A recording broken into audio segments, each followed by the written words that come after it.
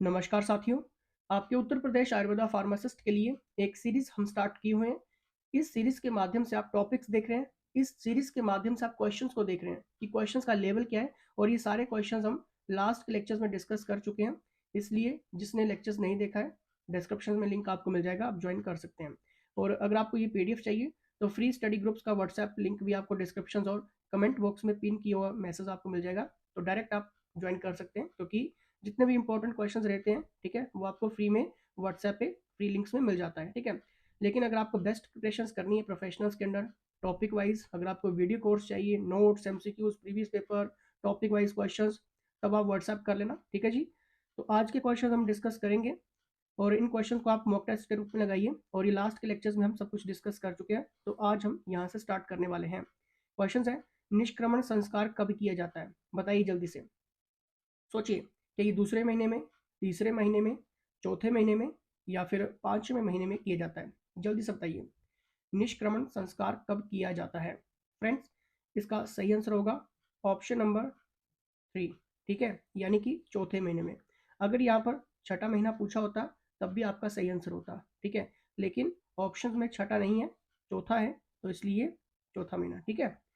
अब देखिए यहाँ पर एक और चीज़ मैं आपको क्लियर करता हूँ कि निष्क्रमण संस्कार होता क्या है। पहले तो बात ये देखिए, निष्क्रमण संस्कार को हिंदू धर्म में जन्म के कुछ समय बाद किया जाता है।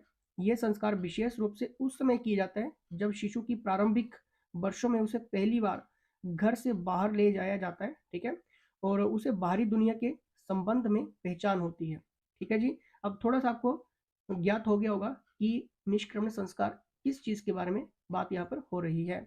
देखिए, इस संस्कार का मुख्य उद्देश्य शिशु को सामाजिक और पारिवारिक जीवन में प्रवेश करवाना है। देखिए, निष्क्रमण संस्कार शिशु की आयु वृद्धि के लिए की जाता है, ठीक है जी। हिंदू धर्म के लोगों के जन्म और मृत्यु तक कितने संस्कार होते हैं? 16 संस्कार होते हैं। तो उसमें से एक आपका कौन सा है? निष्क्रमण संस्कार है, ठीक है। इन्हीं में से छठा संस्कार यानी कि निष्क्रमण होता है, ठीक है। लेकिन ऑप्शंस में चौथा महीना पूछा था, तो ऑप्शंस एक्यूरेट क्या रहेगा? चौथा महीना, ठीक है।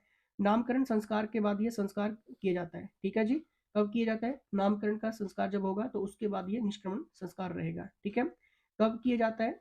मैंने आपको पहले ही क्लियर कर दिया कि ये संस्कार बच्चे के जन्म के चौथे या फिर छठे महीने में किया जाता है। क्वेश्चंस बनेगा तो आपके पास आंसर रहेगा। नेक्स्ट क्वेश्चन यहाँ पर देखिए, क्रैनियोटैप्स देखा जाता है, किस में देखा जाता है क्रैनियोटैप्स? सब कुछ बताऊंगा होता क्या है।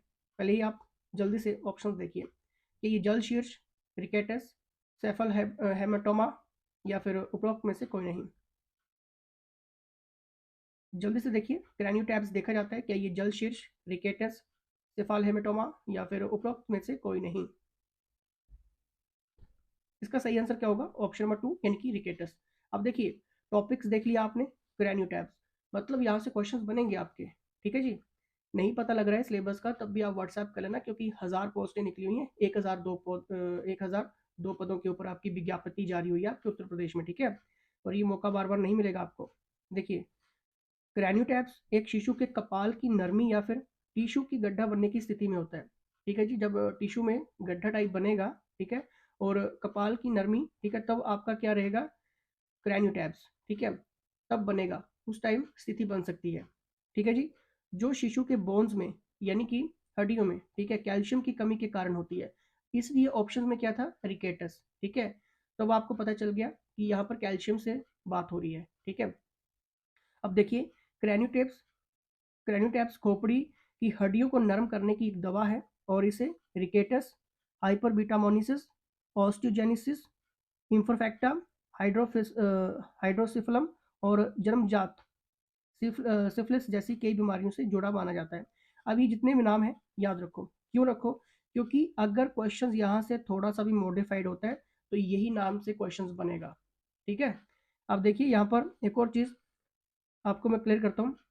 सामान्य नवजात शिशु में क्रैनियोटैप्स की काफ़ी हद तक एक शारीरिक स्थिति माना जाता है जिसके लिए उपचार की आवश्यकता नहीं होती है, क्योंकि 30% स्वस्थ नवजात शिशुओं में ये पाया जाता है और आमतौर पर ये 2 से 3 महीने के भीतर ही ये ठीक हो जाता है, ठीक है जी। तब आपको अब क्रैनियोटैप्स के बारे में अगर क्वेश्चन बनता है, आपको पता होना चाहिए कि ये रिकेटस और हड्डियों और कैल्शियम की कमी के कारण है, ठीक है। और इससे जुड़ी जो बीमारियां हैं बस ये जो थोड़ा सा आप एक बार पढ़ लेना, ठीक है जी। चलिए नेक्स्ट यहाँ पर देखते हैं, very important question, chicken pox की उष्मायन अवधि। देखिए जितना भी ये इंक्यूबेशन रहता है, ठीक है, यानी कि इनकी जो टाइम पीरियड रहता है, ठीक है, ये डायरेक्ट आजकल एग्जामिनर पूछ रहा है। तो बताइए चिकन पॉक्स की उष्मायन अवधि क्या है? 11 से 21 दिन, 3 से 7 दिन, 1 से 3 दिन, या फिर 3 से 9 दिन? जल्दी से, क्विक फास्ट। देखिए चिकन पॉक्स की उस्माइन अवधि क्या है? ऑप्शन नंबर ए यानी कि 11 से 21 दिन। अगर यहाँ पर 16 होता, ठीक है, 16 से 21 पूछा जाता तब भी आपका सही रहता, ठीक है, लेकिन आपको 11 से 21 दिन वाला कंसेप्ट जो हो याद रखना है। लेकिन आपको कितना और याद रखना है, देखिए चिकन पॉक्स एक अत्यंत संक्रामक रोग है जो बैरिसेला जोस्टर नामक वायरस से होता है। वायरस का नाम याद रखो, ठीक है। और अगर थोड़ा सा और मॉडिफाइड होता है क्वेश्चन, तो ये रोग है, ठीक है, और ये इंक्यूबेशन पीरियड है, ठीक है, और ये किस कारण से होता है? विषाणु से होता है या फिर वायरस से होता है, ठीक है। जैसे आपका चेचक है तो 14 से 16 दिन का इनका एक्यूबेशन पीरियड रहता है, जो कि आपका वेरिसेला जोस्टर ये होता आपका होता है बैक्टीरिया से, ठीक है। ऐसे क्वेश्चन बनते हैं कि वायरस से होता है या फिर बैक्टीरिया से होता है, ठीक है। हेजा आपका 1 से 3 दिन है, ठीक है। विब्रियो कोलरी ये आपका जीवाणु है, ठीक है जी, यानी कि ये बैक्टीरिया, ठीक है। और प्लेग 2 से 6 दिनों का ये इंक्यूबेशन का पीरियड रहता है, ठीक है। और ये भी इंपॉर्टेंट है, ये क्या है? आपका जीवाणु है, बैक्टीरिया, ठीक है। और पोलियो 7 से 14 दिन तक ये इंक्यूबेशन इनका पीरियड रहता है, ठीक है। पोलियो वायरस है ये, ठीक है, और ये आपका विषाणु है यानी कि बैक्टीरिया है पोलियो, ठीक है। अब देखिए यहाँ पर नेक्स्ट क्वेश्चन क्या है? योग रत्नाकर में वर्णित वज्र कंचिका का संकेत है। वेरी वेरी इंपॉर्टेंट क्वेश्चंस, उठा लीजिए प्रीवियस पेपर कोई भी, मैक्सिमम इस टॉपिक से क्वेश्चंस बने हैं, ठीक है। योग रत्नाकर में वर्णित वज्र कंचिका का संकेत है अमावता, वृश्य, स्तनक्ष्य, या फिर उपरोक्त सभी? देखिए इसका सही आंसर होगा ऑप्शन नंबर 4, ठीक है, इनकी सही। अब यहाँ पर थोड़ा सा फैक्ट देख लेना, अगर क्वेश्चन बनेगा आंसर होगा। देखिए वज्र कंचिका जो कि योग रत्नाकर में वर्णित है, वज्र कंचिका का संकेत अमावता के लिए है। अब देखिए अमावता की यहाँ पर बात हो रही है, ठीक है, यानी कि हम यहाँ पर ऑप्शन नंबर 1 को डिस्कस करने वाले हैं, फिर उसके बाद ऑप्शन नंबर 2 को भी हम वृश्य को भी देखेंगे और स्तनक्ष्य को भी हम देखेंगे, ठीक है। अब देखिए अमावता के लिए है जो मासिक धर्म की समस्याओं को सुधारने में मदद कर सकता है। वज्र कंचिका का संकेत वृश्य यानी कि पुरुषों की शक्ति बढ़ाने वाली और शुक्राणु को बढ़ावा देने और बांझपन के इलाज में मदद करता है, ठीक है, वृश्य, ठीक है। ऑप्शन नंबर जो आपका सेकंड था, ठीक है। अब वस्त्र धारणी या फिर स्तन्य धारणी का संकेत, ठीक है, अगर यहाँ पर ऑप्शंस अगर मॉडिफाइड होगा, ठीक है, यानी कि स्तनाक्ष नहीं होगा तो स्तन्य धारणी भी हो सकता है या फिर वस्त्र धारणी भी हो सकता है, ठीक है। वस्त्र धारणी या फिर स्तन्य धारणी का संकेत है जिसमें वज्र कंचिका वज्र कंचिका मदद कर सकती है। ये मांसपेशियों को मजबूत और स्वस्थ बनाने में मदद कर सकता है, जिससे स्तन के विकास में मदद मिलती है। इसलिए सही उत्तर क्या होगा? उपरोक्त सभी, ठीक है। अब देखिए हमने यहाँ पर क्या चीज डिस्कस किया, योग रत्नाकर में वर्णित वज्र कंचिका का संकेत है। हमने अमावता भी पढ़ लिया, हमने वृश्य भी पढ़ लिया, ठीक है, हमने स्तनक्ष्य भी पढ़ लिया, यानी कि ऑप्शन नंबर में ये आपका स्तन्य धारणी भी हो सकता है स्तनक्ष्य की जगह, या फिर वस्त्र धारणी भी हो सकता है, ठीक है। तो इसलिए हमने चारों ही पढ़ लिए अच्छे से, ठीक है। अगर अमावता आएगा तो आपको पता चल जाएगा, इसलिए है। वृश्य आएगा तो पता चल जाएगा, ठीक है जी। और अगर यहाँ पर स्तनक्ष्य आएगा यानी कि स्तन धारणी आएगा तो भी आपको पता चल जाएगा, ठीक है। तो इसलिए ऑप्शन नंबर क्या रहेगा इसका? सभी, ठीक है।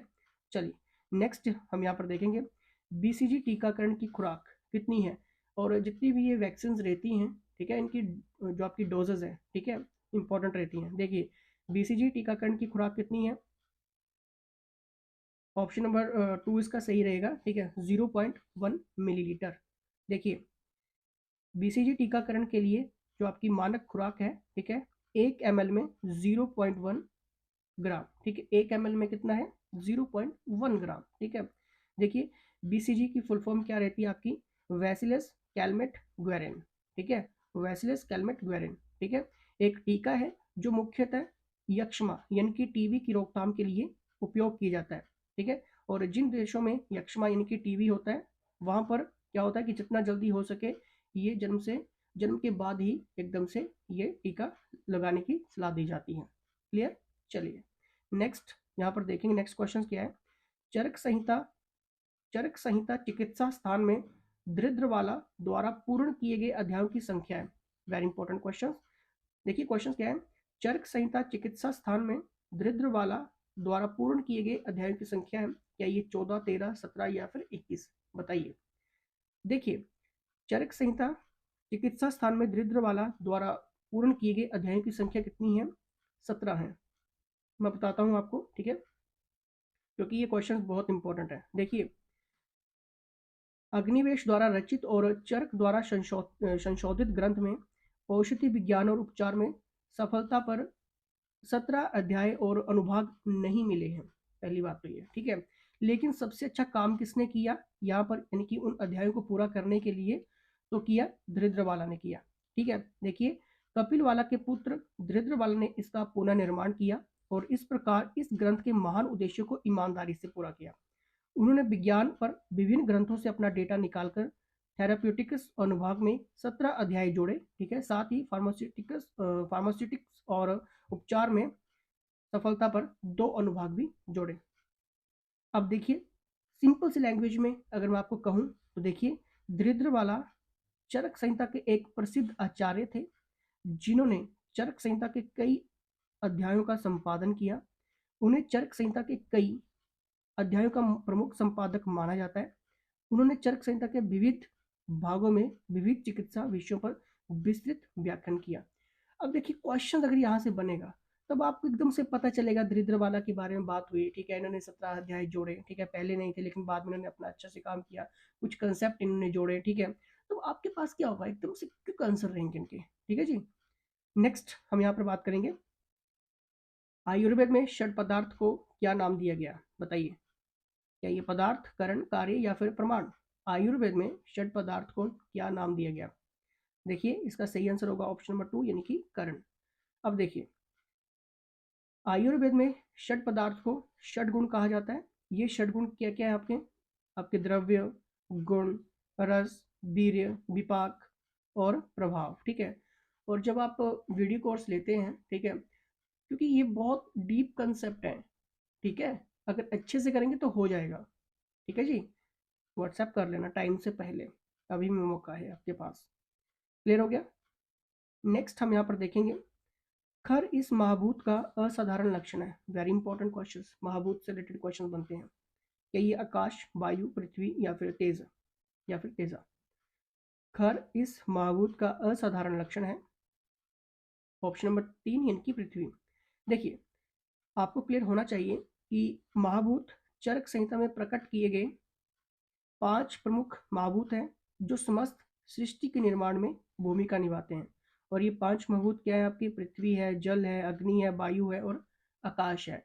लेकिन एग्जामिनर क्या पूछेगा, इनके देवताओं के नाम भी कई बार आपसे पूछ लेता है कि ये किससे जुड़े हुए हैं। तो आपको पता होना चाहिए कि पंच तत्व पूजा में भगवान सूर्य को आकाश तत्व, भगवान गणेश को जल तत्व, देवी दुर्गा को अग्नि तत्व, भगवान शिव को पृथ्वी तत्व और भगवान विष्णु को वायु तत्व माना गया है।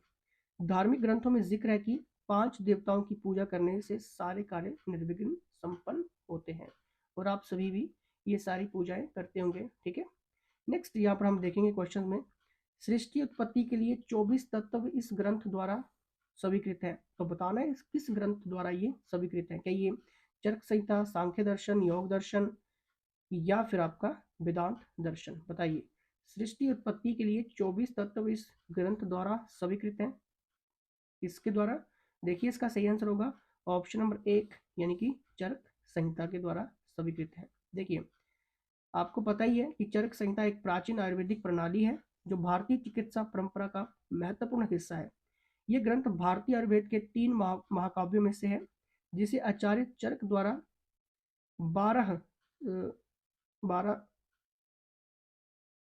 देखिए मतलब कि 2500 वर्ष पहले ये लिखा गया था। ठीक है, लेकिन आपको इतना डीप में नहीं जाना है, बस आपको थोड़ा सा कंसेप्ट पता होना चाहिए चरक संहिता के बारे में, लेकिन इसके ऊपर भी डीप स्टडी है। ठीक है, चरक संहिता में आयुर्वेद की विभिन्न पहलुओं पर विस्तार से चर्चा की गई है, जैसे कि आपके रोग, उपचार, औषधि, आचार्य और रोगी की प्रवृत्तियों का विवरण मिलता है। ठीक है, और यहीं से क्वेश्चन बनते हैं।